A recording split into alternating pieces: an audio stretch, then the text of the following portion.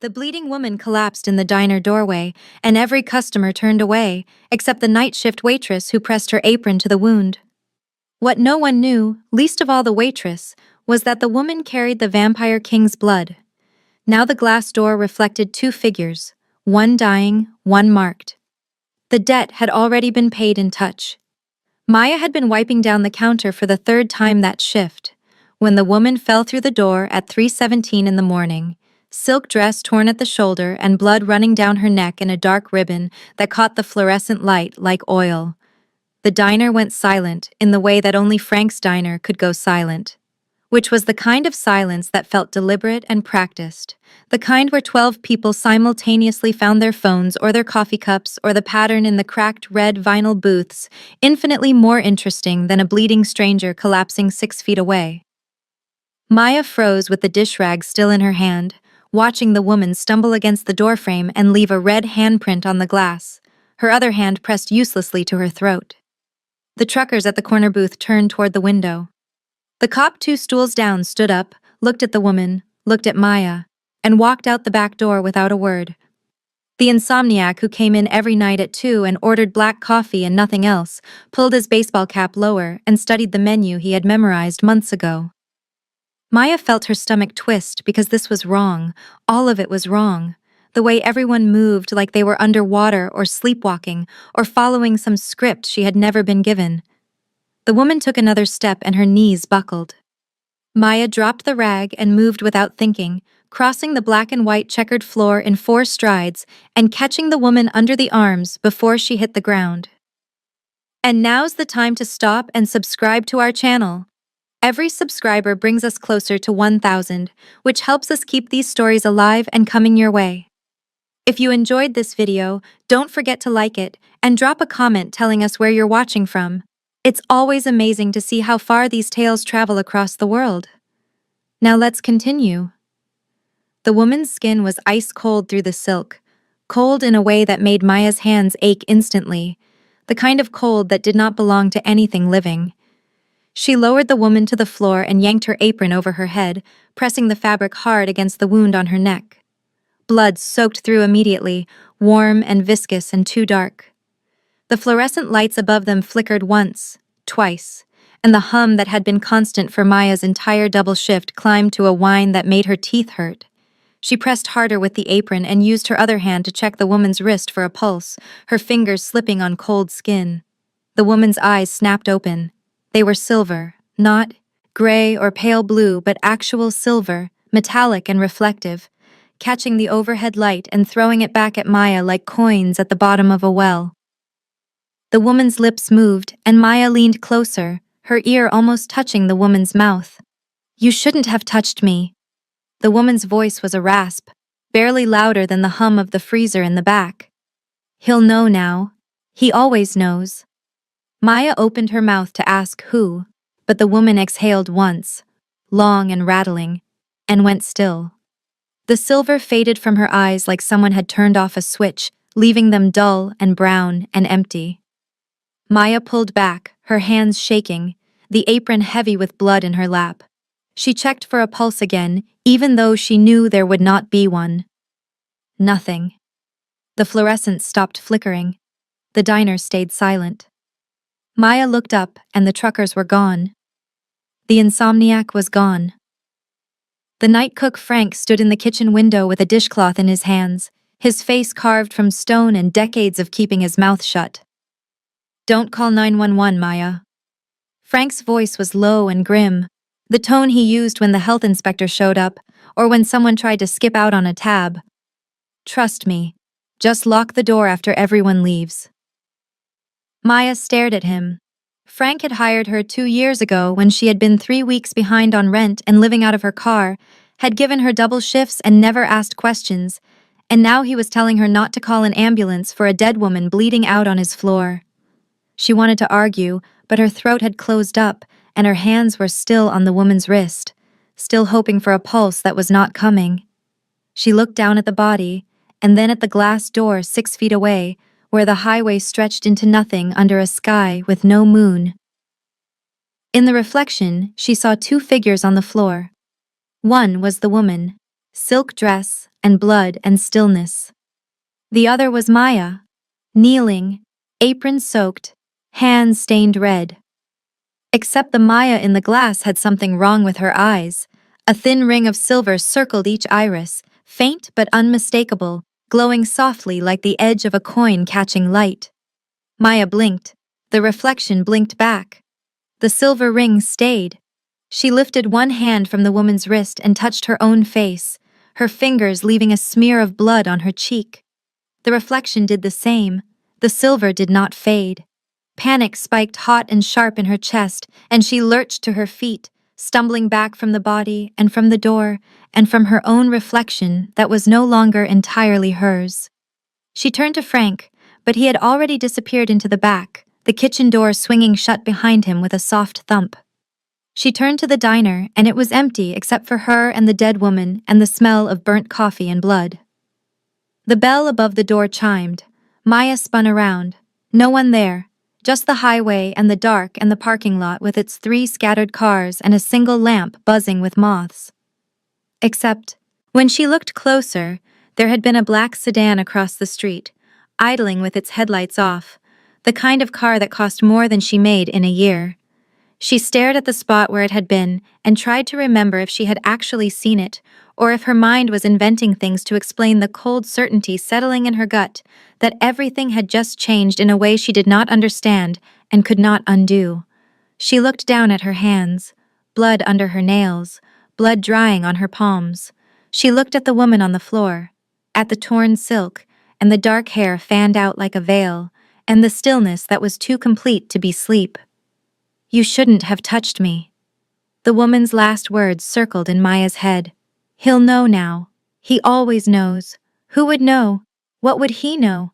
What had Maya done by pressing her apron to a stranger's throat and checking for a pulse with her bare hands?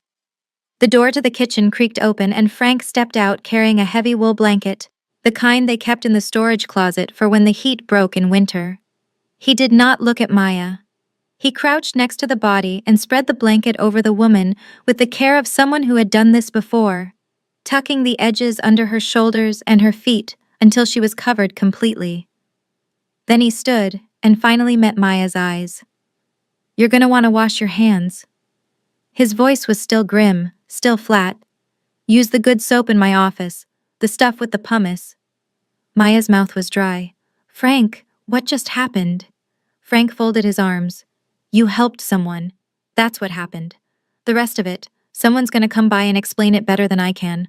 Probably tomorrow, maybe tonight. Just go wash your hands and then lock up and go home and don't open the door for anyone you don't know." Maya felt her pulse hammering in her throat. "And if I call the cops anyway?" Frank's expression did not change. "Then you'll be making a mistake you can't take back." He turned and walked back into the kitchen. The door swung shut.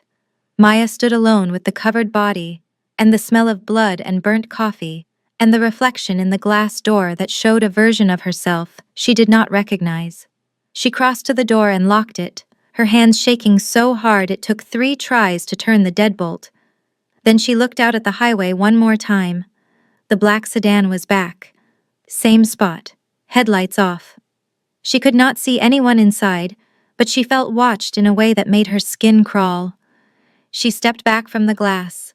The sedan's engine purred to life, low and smooth, and then it pulled away and disappeared into the dark. Maya turned and walked to Frank's office, past the body under the blanket, past the coffee pot still burning on the burner, past the booth where the cop had been sitting 20 minutes ago like none of this had happened. She washed her hands in Frank's sink with the pumice soap that smelled like gasoline and mint, scrubbing until her skin was raw and the water ran clear. When she looked up at the small mirror above the sink, her eyes stared back at her. Brown. Normal. Except when she tilted her head just right, the silver ring flared in the overhead light, thin and bright and permanent. She dried her hands on a towel that came away pink. Then she turned off the lights and walked out into the diner and stood next to the blanket-covered body and waited for morning or for someone to come explain why she could still feel the cold of the woman's skin on her palms, and why her reflection no longer looked entirely like her own. Frank made Maya drag the body to the walk-in freezer herself, standing in the kitchen doorway with his arms crossed and his face set in that expression that meant he was done talking, the one that had ended 100 arguments about shift schedules and burnt hash browns and whether the coffee machine was worth fixing for the third time that month. "Someone will come for her," he said, and that was all he said. So Maya grabbed the wool blanket by the corners and pulled the woman across the tiles, her sneakers squeaking, the bundle heavier than it should have been, cold seeping through the fabric and into her palms.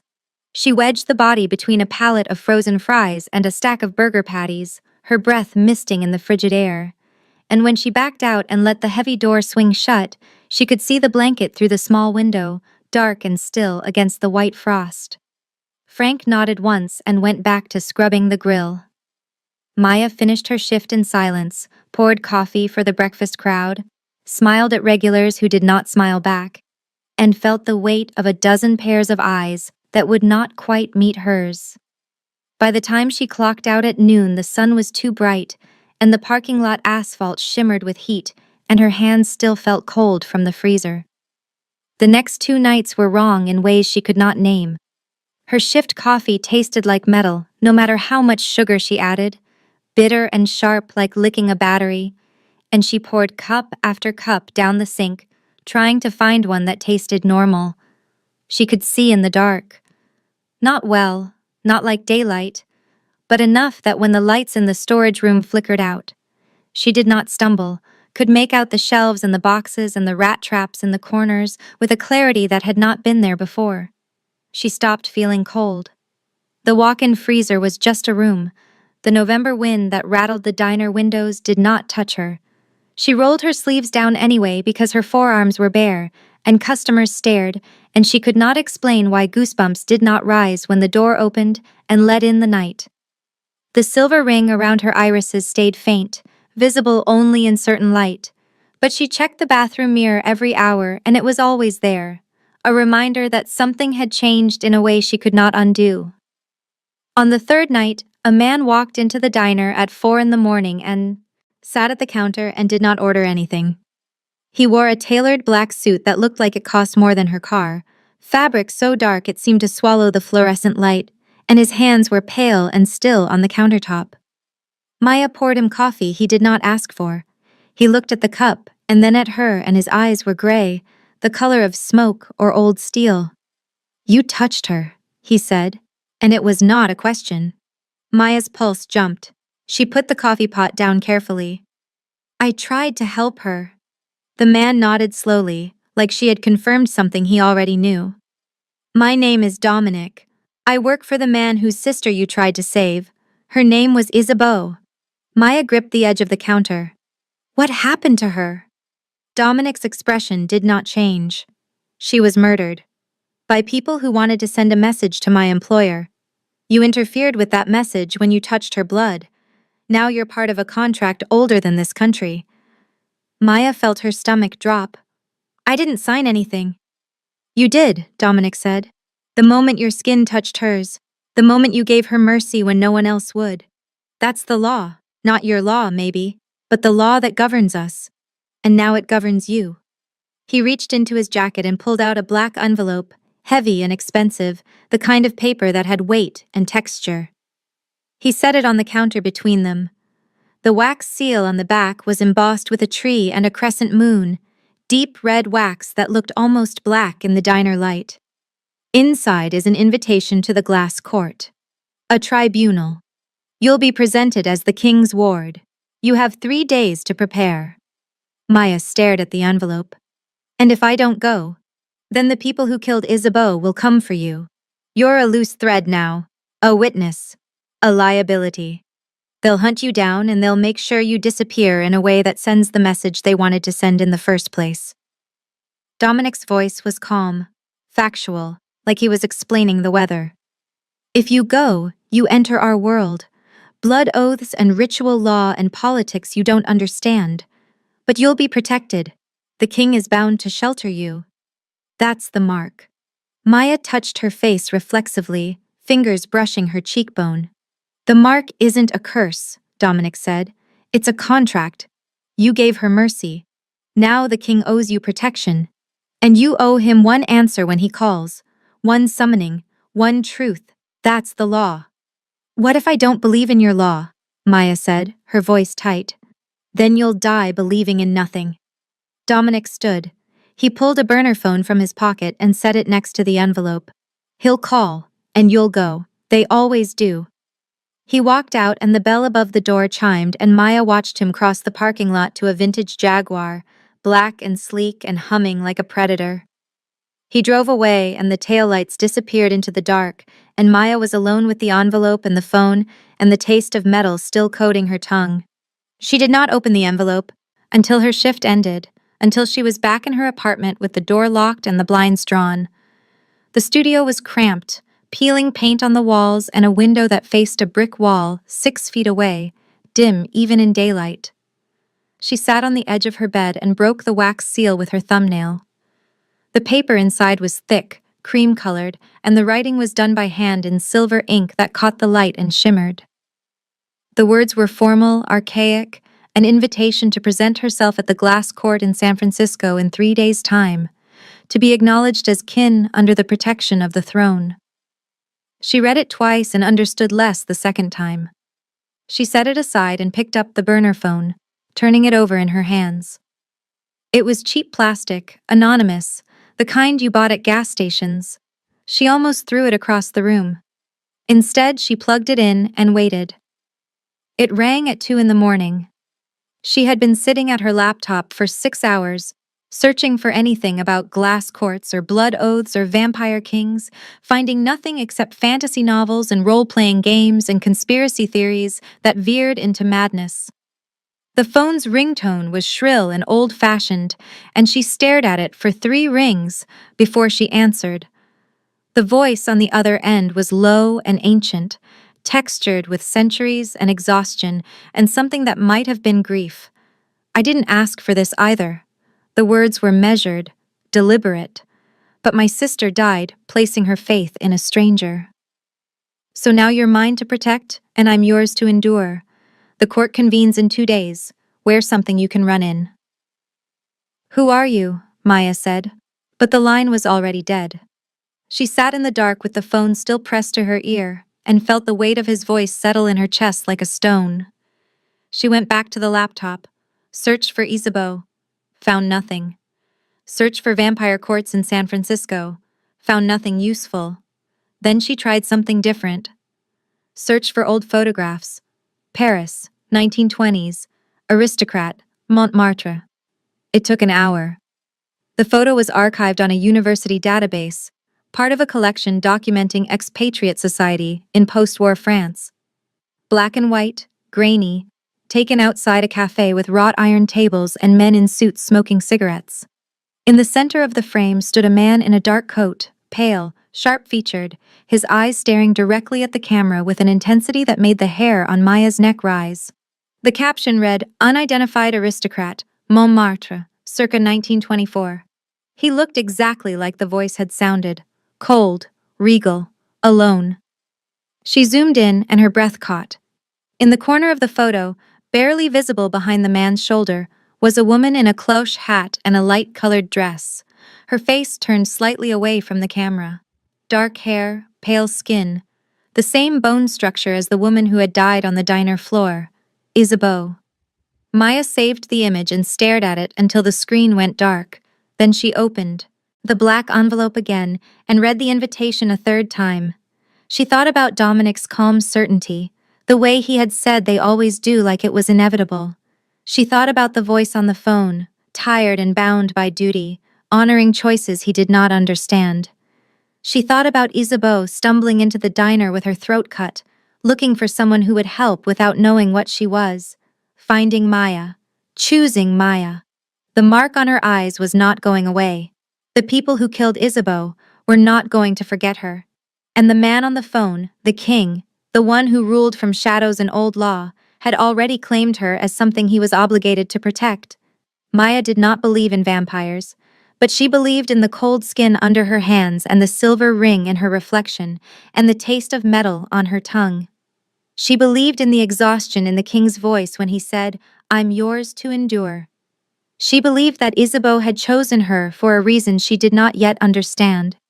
She closed the laptop. She would go to San Francisco.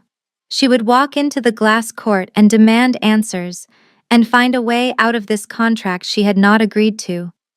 But first she needed to understand what she was walking into. The next day, she called in sick to Frank's and spent 18 hours reading everything she could find about blood oaths and ancient law, and the idea that touch could bind, that mercy could create debt.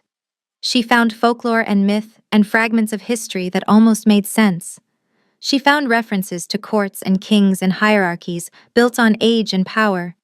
She found nothing that explained the mark or the summoning or why a dying woman would bleed out in a Nevada diner instead of seeking help from her own kind.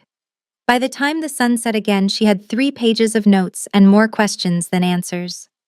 The burner phone stayed silent. Maya packed a bag, jeans, a leather jacket, the sneakers she wore for double shifts, broken in and comfortable. She did not own anything she could run in that was not also what she wore to work. She looked at herself in the bathroom mirror. The silver ring flared in the light, thin and bright. She looked tired. She looked scared. She looked like someone who had made a choice without knowing the consequences, and now had to live with it. The king had said, "Wear something you can run in." She wondered if that was a warning or a threat, or just a fact. She wondered if Isabeau had known what would happen when she stumbled into the diner, if she had meant to die there, or if Maya was supposed to save her and had failed. She wondered what the king looked like in person, if his eyes were as cold as his voice, if he had loved his sister, or just felt obligated to honor her memory. She wondered if she was going to survive the next 3 days. The phone rang again at midnight. She answered on the first ring. There was a long silence on the other end, just breathing, slow and steady. Then the king's voice, quieter, this time. "My sister chose you. I don't know why, but I honor her choices, even the last one." The line went dead. Maya sat on her bed with the phone in her hand, and the black envelope on the nightstand, and the photograph of Isabeau and the king glowing on her laptop screen. 2 days until the glass court. 2 days until she walked into a world that did not want her, and demanded it explain why she was still alive. The glass court was a converted art gallery in downtown San Francisco, all floor-to-ceiling mirrors and crystal chandeliers that threw prismatic light across surfaces, polished to a gleam that hurt Maya's eyes.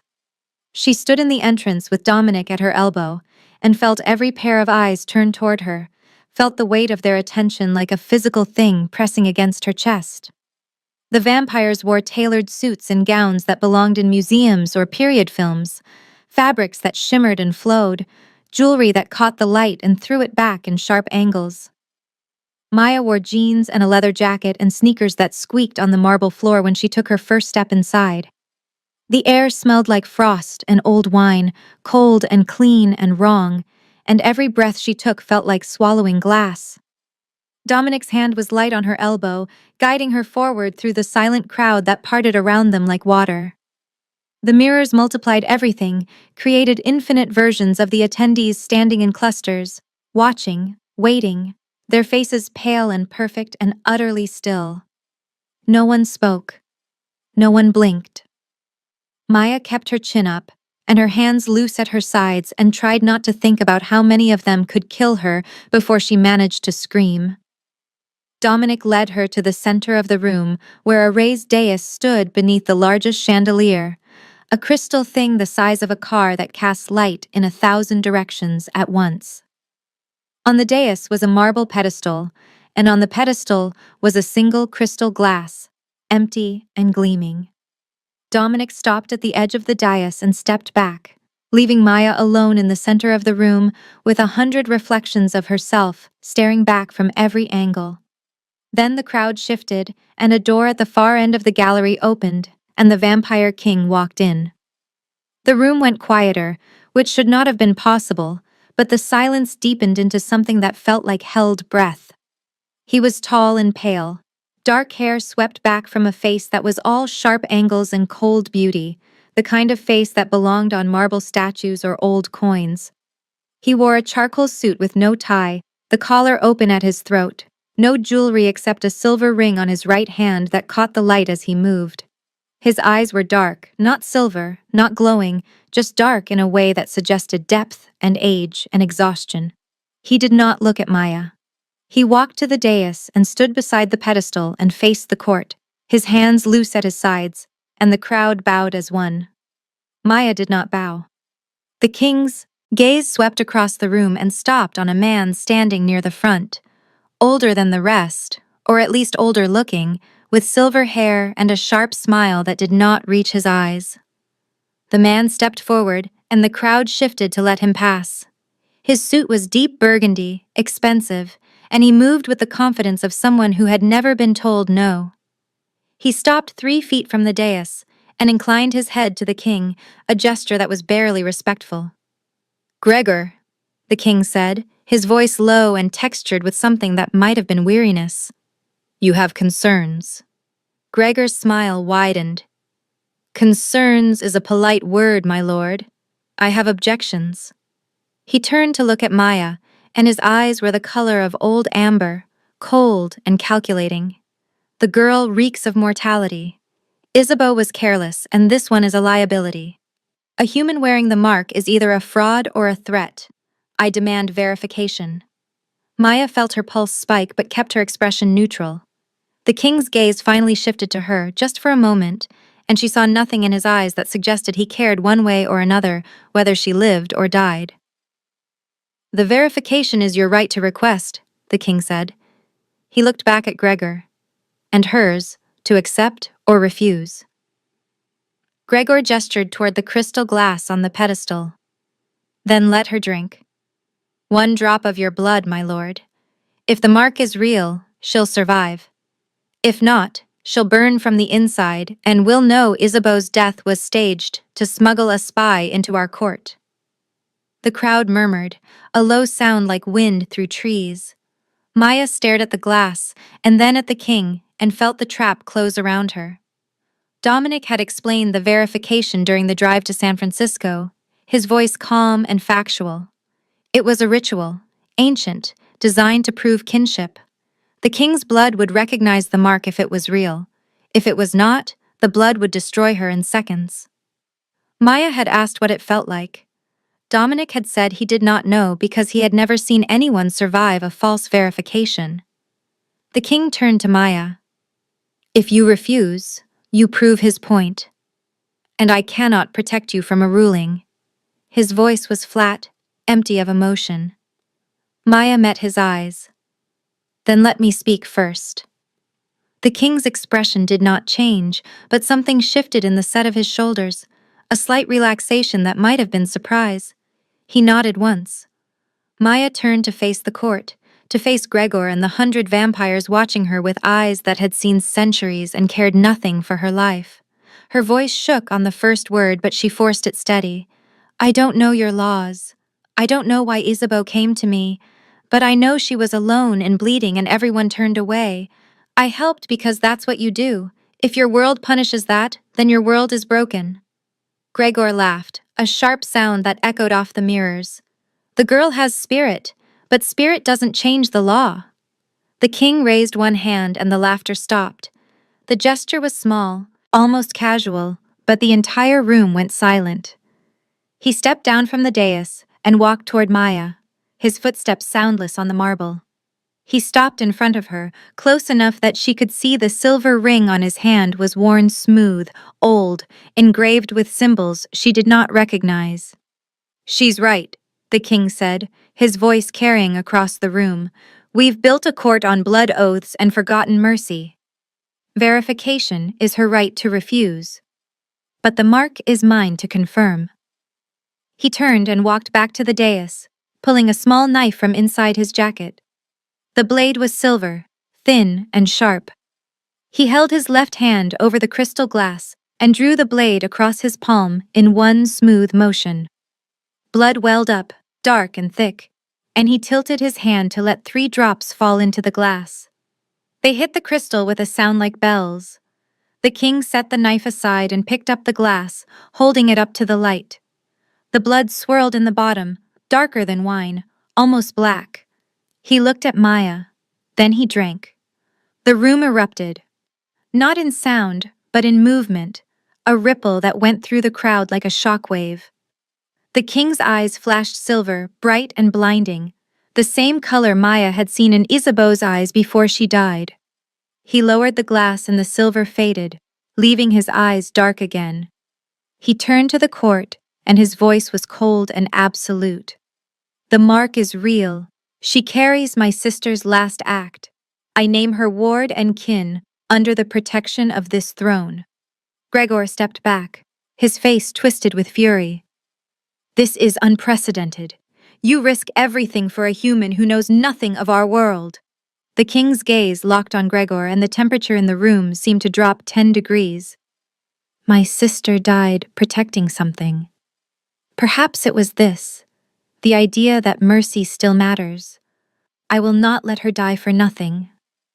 He turned to Maya, and for the first time she saw something human in his expression, something that might have been respect or exhaustion or grief. You've just made enemies. Stay close. The court dissolved into whispers, clusters forming and reforming, voices rising in argument or agreement. Dominic appeared at Maya's side and leaned close, his voice barely audible. You just became the most valuable piece on the board. And the most vulnerable. Maya watched the king walk back through the crowd, watched the way they parted for him, the way their eyes followed him with calculation and fear. She looked down at her hands, and they were shaking. The silver ring around her irises pulsed once, faint, in rhythm with her heartbeat. She had entered the glass court as a petitioner, a liability, a question mark. She was leaving as kin. As something protected and bound and trapped inside a world that moved by rules she did not understand and could not escape. The chandeliers above her hummed softly, and the mirrors showed 1,000 versions of herself, all of them marked, all of them standing alone in the center of a room full of predators. Gregor was still watching her from across the room, his smile gone, replaced by something cold and patient. The king had named her kin, but he had also painted a target on her back. Maya felt the weight of it settle in her chest, heavy and permanent. She had demanded to speak, and the king had listened. She had challenged the court and survived. But survival was not the same as safety. She was inside the system now, and the only way out was through.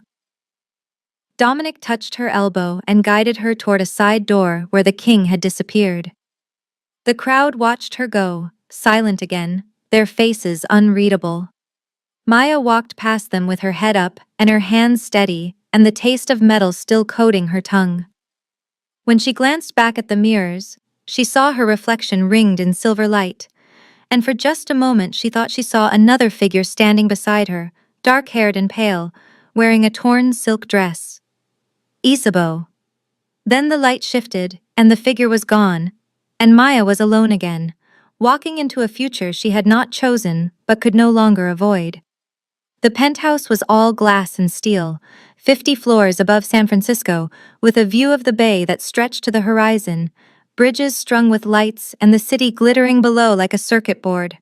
Maya stood at the window and felt like she was floating, untethered, the ground too far away to matter.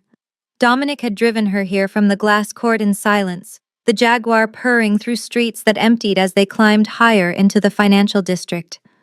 The building had no name on the door, just a security desk and an elevator that required a keycard and a palm print. The penthouse took up the entire top floor. 3 bedrooms, a kitchen that looked like it had never been used, furniture that was expensive and uncomfortable, all hard edges and cold leather.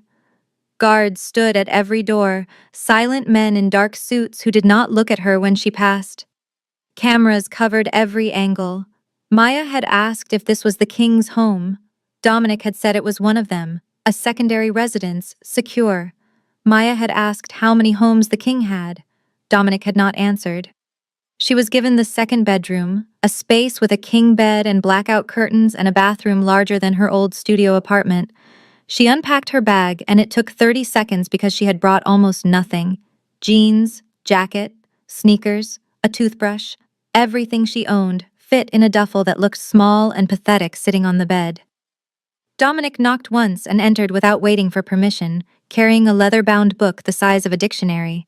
He set it on the desk by the window. This is the codex. The compiled laws that govern our world. You need to read it. All of it. Maya stared at the book. It had to be 1,000 pages. How long do I have? 2 weeks until the blood moon. Dominic's voice was flat. Gregor will challenge the king then. If he wins, he'll kill you to prove the mark was a mistake. So read, fast. He turned to leave and Maya called after him. The summoning. When does that happen? Whenever the king calls it. Could be tomorrow. Could be a decade from now. Dominic paused in the doorway. When he does, you answer truthfully. The mark will know if you lie. It'll burn you from the inside. Maya felt cold despite the lack of draft. What does he want to know? I don't know. He's never used a summoning before, not in the 300 years I've served him. Maya sat down hard on the bed. Then why bind me to one? Because it's the law. Because Isabeau's blood activated the pact and now you're kin whether you like it or not. Dominic looked at her and his expression softened slightly. Read the codex. Learn the rules. Never break eye contact first. Never accept food from anyone but the king or me. Never answer a question you haven't heard twice. People here will try to trap you with words. Don't let them. He left. Maya opened the codex. The first page was handwritten in ink so old it had faded to brown. The script was formal, archaic, detailing the structure of vampire courts and the hierarchy of blood. She read until her eyes burned, and the sun set outside the glass walls, and the city below lit up like stars. The king visited once, 3 days after she moved in. She was in the living room surrounded by books Dominic had brought her, histories and genealogies and accounts of court politics that read like war journals. She heard the elevator open and looked up to see him standing in the doorway, still in the charcoal suit from the glass court, his tie loosened and his expression carved from stone. He did not knock. He walked to the window and stood with his hands in his pockets, looking out at the bay. Maya set her book aside and waited. Gregor is gathering allies, the king said without turning around. He's claiming I've gone soft. That validating a human's mark sets a precedent that will destroy us. There will be a challenge at the blood moon. If he wins, you die. Maya's throat was dry. And if you win, then you stay alive and he's exiled or executed depending on how generous I'm feeling. The king turned to look at her. His eyes were dark, shadowed, exhausted. I wanted you to know what's coming. Maya stood. Why not just let him win? Give him what he wants. You'd be rid of me and the problem goes away. The king's expression did not change, but something flickered behind his eyes. Something that might have been surprise or anger or both. Because my sister thought you were worth dying for, and I will not betray her twice. He walked past her toward the elevator. Maya watched him go and felt the weight of his words settle in her chest. The king stopped at the elevator and pressed the button. Without looking back, he said, Dominic will continue your education. Learn quickly. Then he was gone and Maya was alone with the books and the view and the guards outside every door. She learned quickly. Dominic drilled her on etiquette and history, on the names of the major bloodlines and the alliances that held the court together. He taught her how to move through vampire society without getting killed. Never show fear. Never show weakness. Never let them see you bleed.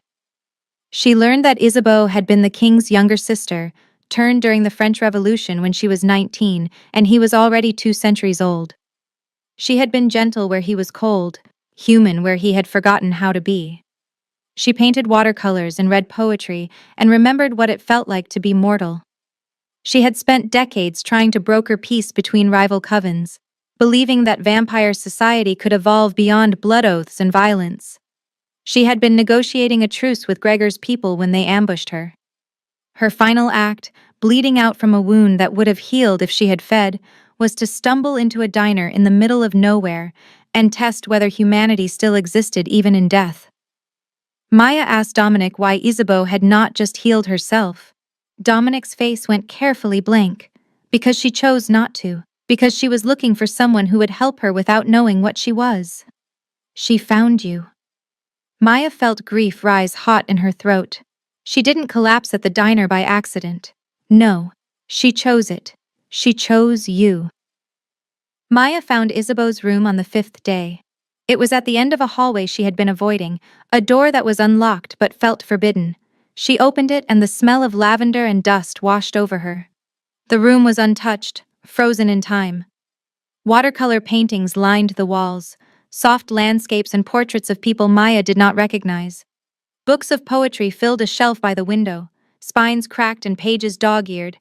A dress hung in the closet, pale blue silk with lace at the collar, the kind of thing someone wore to a garden party in a different century. Maya stood in the center of the room and felt like she was trespassing on a grave. She found a journal in the desk drawer, leather-bound and filled with Isabeau's handwriting. The entries were dated, spanning decades, thoughts and observations and sketches. The last entry was from 3 weeks before she died. It read, "I wonder if kindness still exists outside our world. I think I will go looking for it. If I find it, perhaps there is hope for us yet." Maya closed the journal and left the room and did not go back. Meanwhile, Gregor's people started circling. Maya noticed them on the third day. A black car parked across the street from the building, different drivers, but the same cold patience. Dominic noticed too and doubled the guards. On the sixth day, Frank called her burner phone, the one Dominic had given her to replace the one from the king. "2 men in suits came by the diner asking about you. I told them you quit. They didn't believe me." Maya felt her pulse spike. "Are you okay?" Frank's voice was grim. "I'm fine, but you need to be careful. These aren't the kind of people who forget." Maya thanked him and hung up.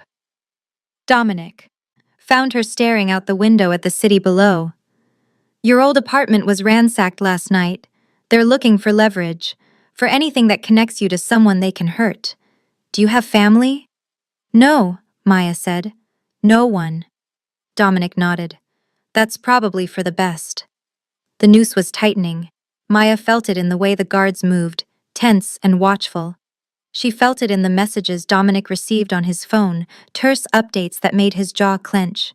She felt it in the silence of the penthouse, the way even the air seemed to hold its breath. On the 10th day, the king came back.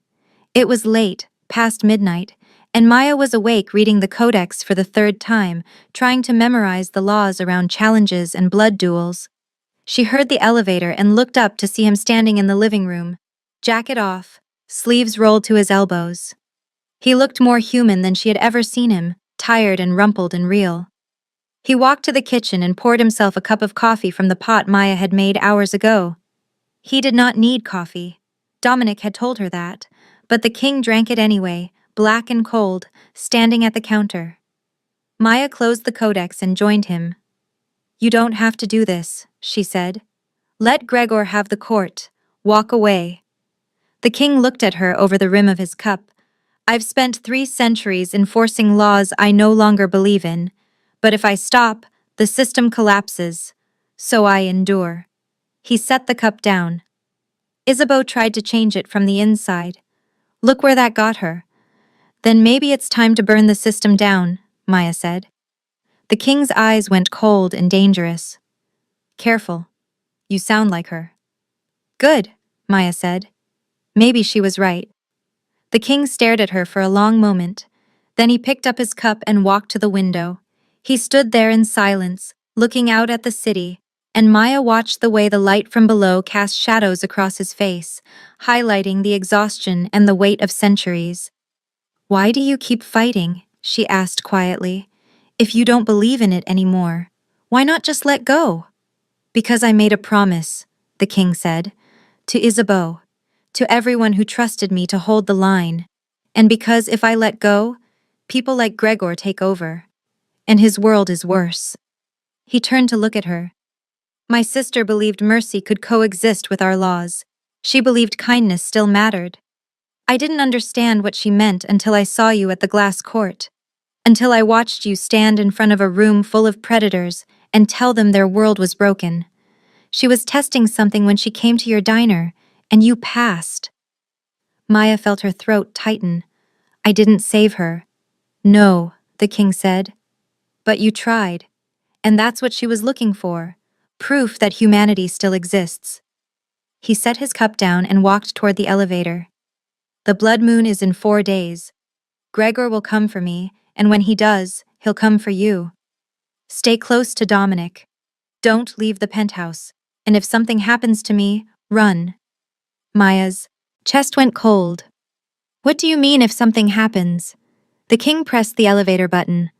I mean, I've been alive for 300 years and I'm tired. I mean, Gregor is strong and angry and he has allies I don't. I mean, there's a chance I lose.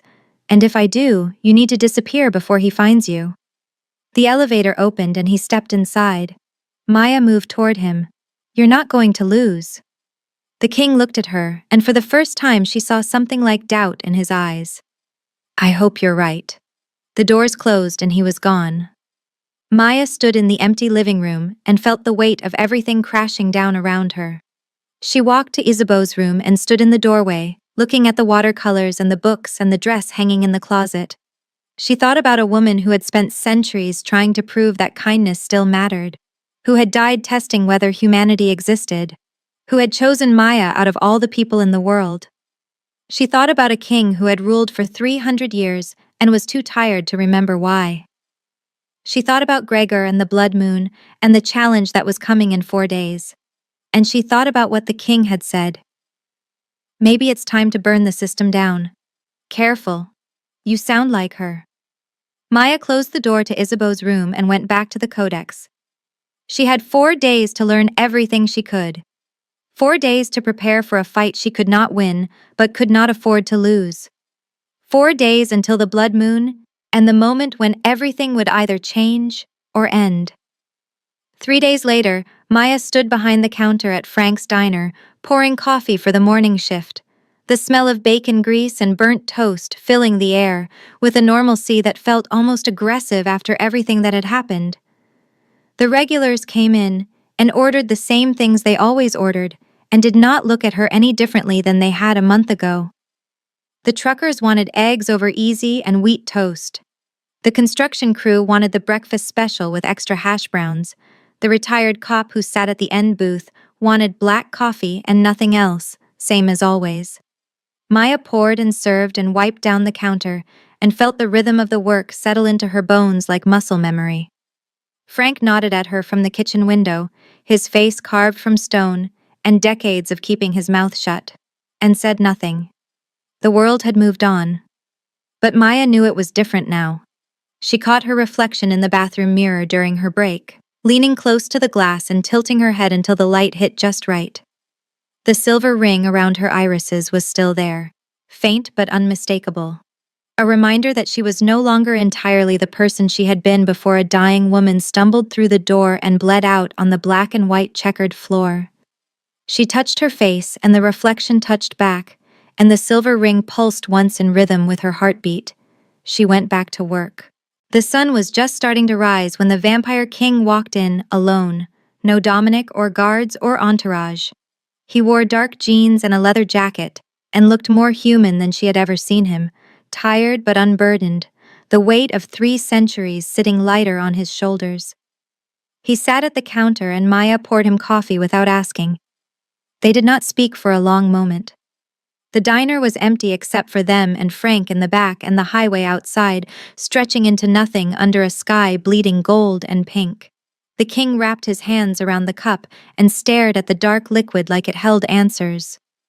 The court is adapting, he said finally, slowly. Some of the old ones are leaving, they don't like the changes. Some of the young ones are asking questions about the mark, about what it means that a human is kin now. Isabeau would have liked that.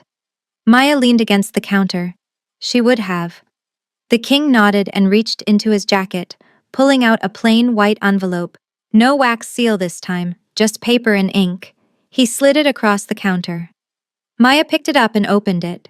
Inside was a handwritten note on cream-colored paper, the script neat and precise.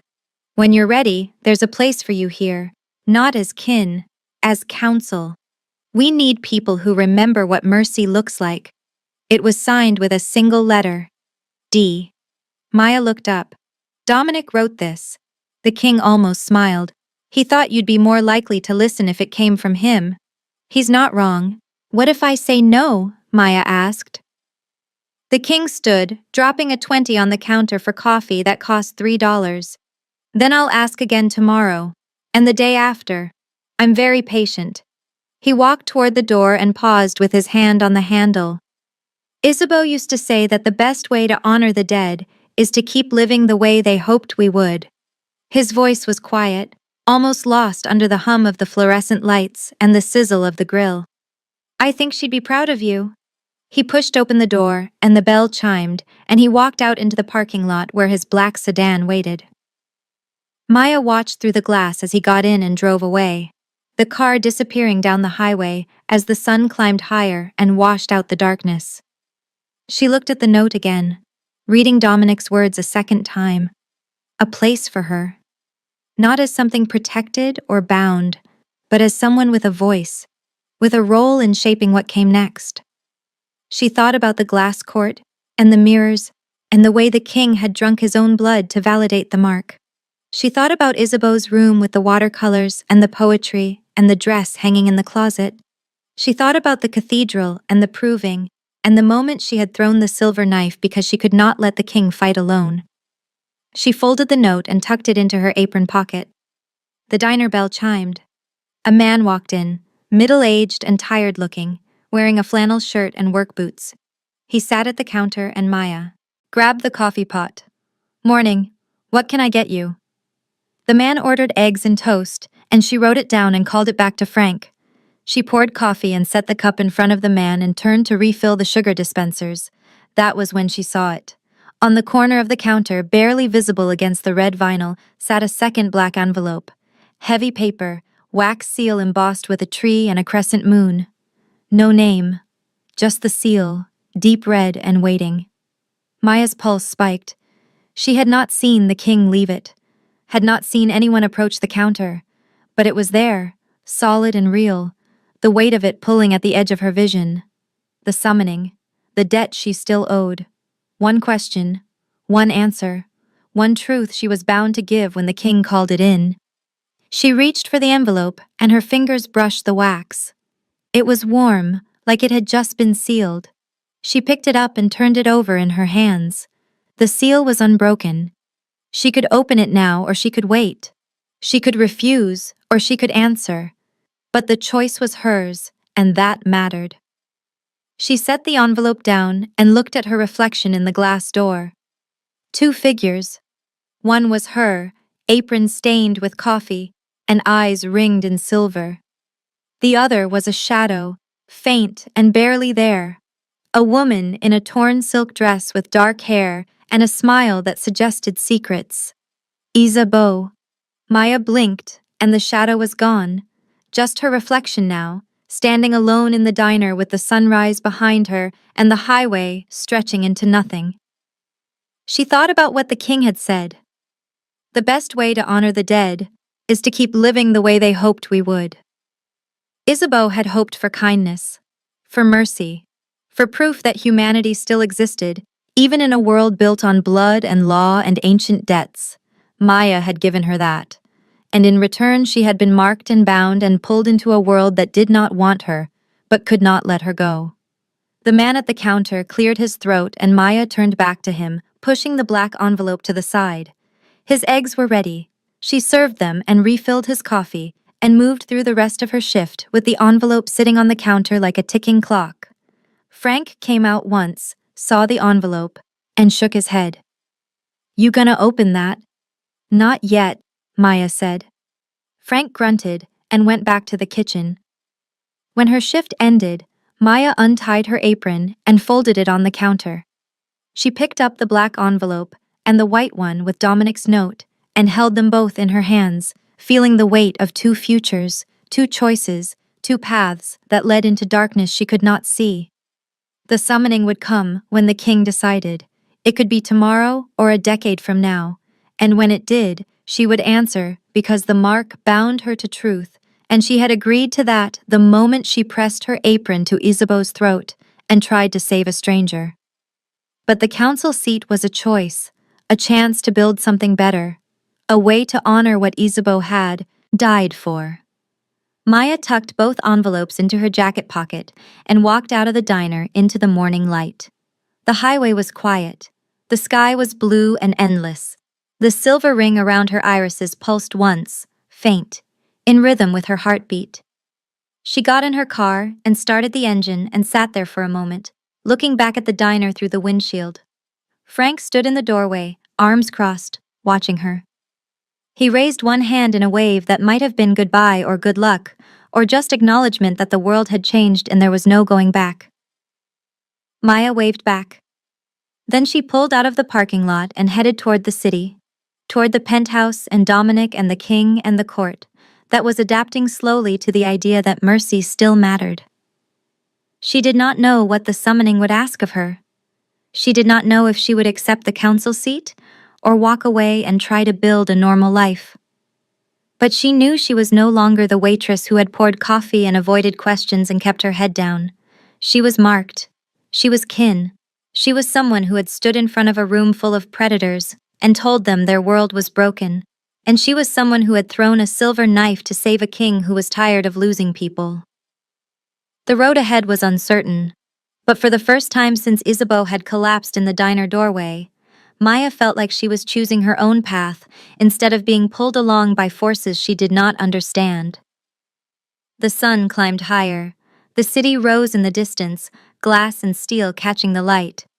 And in her pocket, the black envelope with the wax seal waited, patient and inevitable, a reminder that some debts could not be escaped, but maybe, just maybe, they could be transformed into something worth paying.